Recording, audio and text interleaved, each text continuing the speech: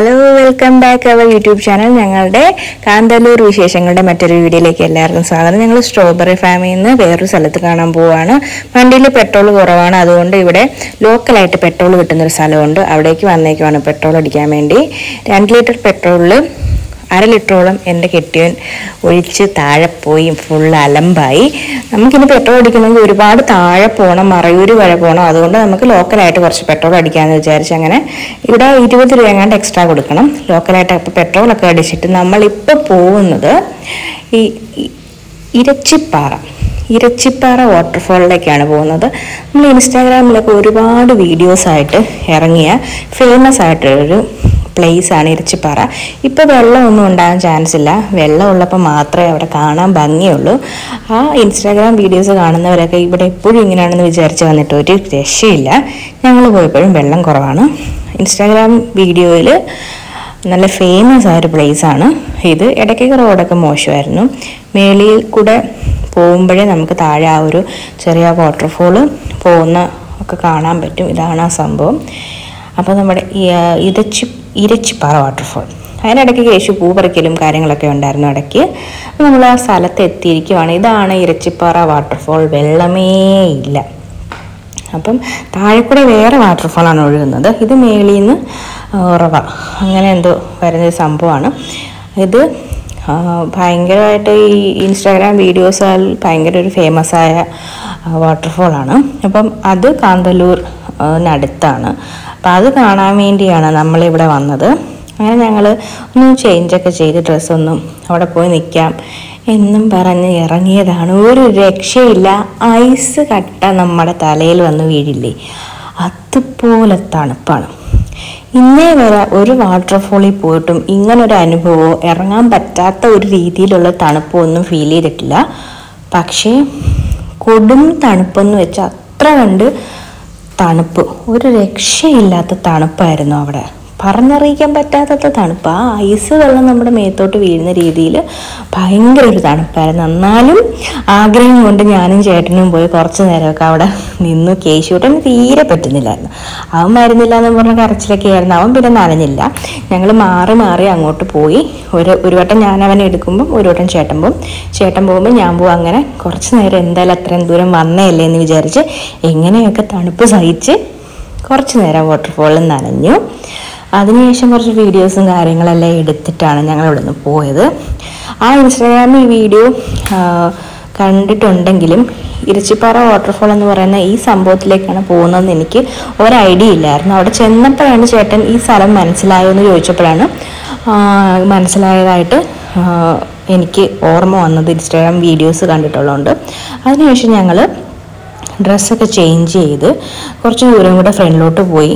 എന്തെങ്കിലും ഒരു താഴെക്കൂടെ ഒഴുകുന്ന ആ വാട്ടർഫോള് കാണാൻ പറ്റുമോ എന്നറിയാൻ വേണ്ടി കുറച്ച് ദൂരം ഒന്ന് വണ്ടി ഓടിച്ചൊന്ന് പാർക്ക് ചെയ്ത് ഇറങ്ങാൻ പറ്റുന്ന രീതിയിൽ നമ്മുടെ അതിരപ്പള്ളി വാഴച്ചാൽ ആ ഒരു സ്ഥലത്ത് ആ ഒരു ആംബിയൻസ് ഇല്ലേ, അതുപോലെ ഇറങ്ങാൻ പറ്റുന്നൊരു സ്ഥലമുണ്ടെന്ന് ഞങ്ങൾക്ക് തോന്നി. ഞങ്ങൾ അവിടെ ഇറങ്ങാനായിട്ട് പോയി. പക്ഷേ അവിടെ ചുറ്റുമൊന്നും ആൾക്കാരില്ലായിരുന്നു. അതുകൊണ്ട് ഞങ്ങൾ റിസ്ക് എടുക്കാൻ മേലല്ല. ആരുമില്ല. നമ്മുടെ കൂടെ വേറെ കുറച്ച് ആൾക്കാരുണ്ടായിരുന്നെങ്കിൽ കുഴപ്പമില്ലായിരുന്നു. കൊച്ചിനെ കൊണ്ട് റിസ്ക് എടുക്കാൻ ഞങ്ങൾക്ക് പറ്റില്ല.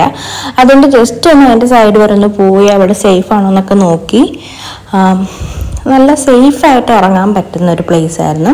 ഇവിടെ കണ്ടപ്പോഴത്തേക്കും ഞങ്ങൾക്ക് ഓർമ്മ വന്നത് അതിരപ്പള്ളി ആ ഒരു സ്ഥലമാണ്. നല്ല സേഫ് ആയിട്ടുള്ളൊരു പ്ലേസ്. പക്ഷെ ഞങ്ങൾ അവിടെ ഇറങ്ങിയില്ല. ഞങ്ങൾ കുറച്ച് നേരം അവിടെ ഒരു 5-10 മിനിറ്റ് അവിടെ നിന്നിട്ട് നമ്മൾ തിരിച്ച് പോവുകയാണ് റൂമിലേക്ക്. റൂമിൽ തിരിച്ചു പോയിട്ട് നമുക്ക് ലഗേജൊക്കെ പാക്ക് ചെയ്യണം. പാക്ക് ചെയ്ത് വണ്ടിക്കകത്ത് കയറ്റിയിട്ട് നമ്മൾ മൂന്നാർ വഴി തിരിച്ച് വീട്ടിലേക്ക് പോവുകയാണ്. ഇടയ്ക്ക് പോകുന്ന വഴി എന്തെങ്കിലും കാണാനുണ്ടെങ്കിൽ ഞങ്ങൾ ശരിക്കും കാന്തല്ലൂർ വാട്ടർഫോൾ കാണാനാണ് പ്ലാൻ ചെയ്തത്. പക്ഷേ കേശൂട്ടനുമായിട്ട് അവിടെ പോകുന്നത് കുറച്ച് റിസ്ക് പിടിച്ച പരിപാടി ആയതുകൊണ്ട് ഞങ്ങൾ ആ ട്രിപ്പ് വേണ്ടെന്ന് വെച്ചു. അങ്ങനെ 1-2 സംഭവങ്ങൾ നമ്മളിവിടെ വേണ്ടെന്ന് വെച്ചതൊന്ന് ട്രക്കിംഗ് ആണ്. അത് ജസ്റ്റ് പൈസ വേസ്റ്റ് മാത്രം ഉണ്ടാകുന്നൊരു സംഭവം ആയതുകൊണ്ട് ആ ട്രക്കിങ്ങും വേണ്ടെന്ന് വെച്ചു. പിന്നെ കാന്തല്ലൂർ വാട്ടർഫോൾ വേണ്ടെന്ന് വെച്ചു.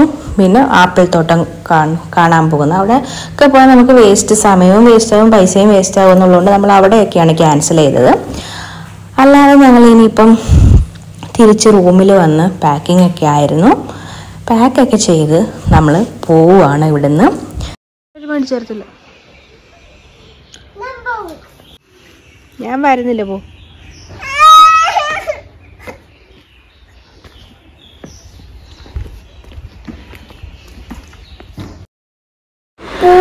ഞാൻ വരില്ല എന്ന് പറഞ്ഞതിനുള്ള കരച്ചിൽ നാടകമാണ് ഇപ്പം അരങ്ങേറിയത്. ഞങ്ങൾ പോവാണ് ലഗേജ് ഒക്കെ കെട്ടി വെക്കാനായിട്ട്. ആർക്കാ ഐ ലവ് യു? അമ്മക്കാണോ ഐ ലവ് യു?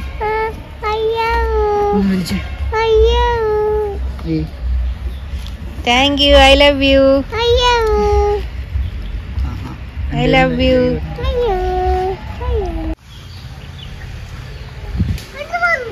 മങ്കികൾ വന്നു കണ്ടോ, കുരങ്ങന്മാര് വന്നിട്ട് പേരക്കൊക്കെ പറിച്ച് തിന്നിട്ട് ഇടിവെക്കുന്നുണ്ടോ? ആ മിണ്ടാതിരിക്കും, ഇങ്ങോട്ട് വരും. അല്ലെങ്കിൽ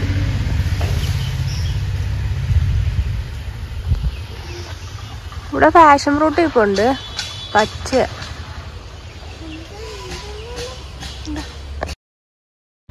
ഇവിടെ പേരയ്ക്കൻ പാഷൻ ഫ്രൂട്ടിന്റെ ഇപ്പൊ ഓറഞ്ച് ഞങ്ങൾ രാത്രി ഒന്നും കണ്ടില്ല. ഇപ്പൊ ഞാൻ നോക്കിയപ്പോ നിറയെ ഓറഞ്ചും ഒക്കെ നിപ്പുണ്ട് ഇവിടെ. കണ്ടോ, പറിക്കാനൊന്നും പറ്റത്തില്ല, അതൊക്കെ നിപ്പുണ്ട്. ഇത് ഞങ്ങൾ ഇവിടുന്ന് പോകുന്ന വഴിക്ക് ശർക്കര ഫാക്ടറി ഉണ്ട്, അവിടെ കയറണം. അതിൻ്റെ അടുത്തൂടെ പോകുമ്പോഴേ എന്ത് സ്മെല്ലാണെന്നറിയോ, നല്ല അടിപൊളി സ്മെല്ലാണ്. അങ്ങോട്ടേക്കാണ് നമ്മളിത് പോകുന്നത്. ഇതാണ് ശർക്കര ഉണ്ടാക്കുന്ന പ്ലേസ്. ഇവിടെ നല്ല അടിപൊളി കരിമ്പിൻ ജ്യൂസ് കിട്ടും. ചേട്ടനത് വാങ്ങിക്കാൻ പോയേക്കുവാണ്. പിന്നെ കുറച്ച് ശർക്കരയൊക്കെ വാങ്ങിക്കണം. അപ്പോഴാണ് വഴിയിൽ വെച്ച് ഓർത്തത് വാച്ച് മറന്ന് റൂമിൽ വെച്ചെന്ന്.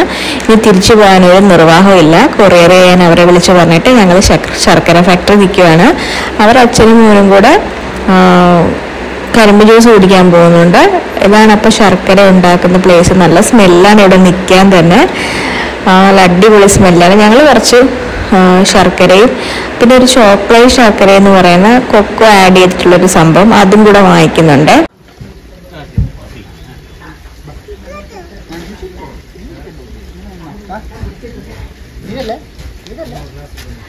കൊള്ളാം.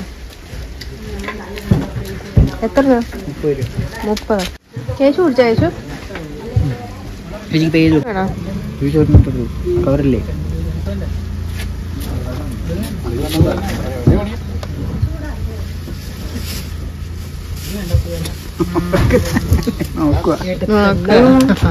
അമ്മ ഇവിടെ കെട്ടി അറിയാതെ.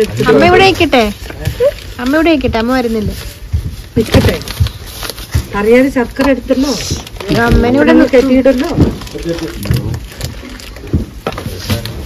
അങ്ങനെ ശർക്കര ഫാക്ടറിയിൽ നിന്ന് ഇറങ്ങി അവിടെ നിന്ന് കൊക്കോ ആഡ് ചെയ്തിട്ടുള്ള ഞങ്ങൾ ശർക്കര മേടിച്ചു. അത് വെറുതെ കഴിക്കാൻ പറ്റും. നല്ല ചോക്ലേറ്റിൻ്റെ ഒരു ഫ്ലേവറും ഒക്കെ ഉണ്ടായിരുന്നു. കരിമ്പിൻ ജ്യൂസ് അടിപൊളിയായിരുന്നു. ഞങ്ങളിനി മൂന്നാർ വഴി തിരിച്ചു പോവുകയാണ്. അപ്പം ബാക്കി യാത്രാ വിശേഷങ്ങൾ അടുത്ത വീഡിയോയിൽ കാണാം. ഞങ്ങൾ മൂന്നാർ കുറച്ച് പർച്ചേസിംഗ് ഒക്കെ കഴിഞ്ഞ് വീട്ടിലേക്ക് പോവാണ്.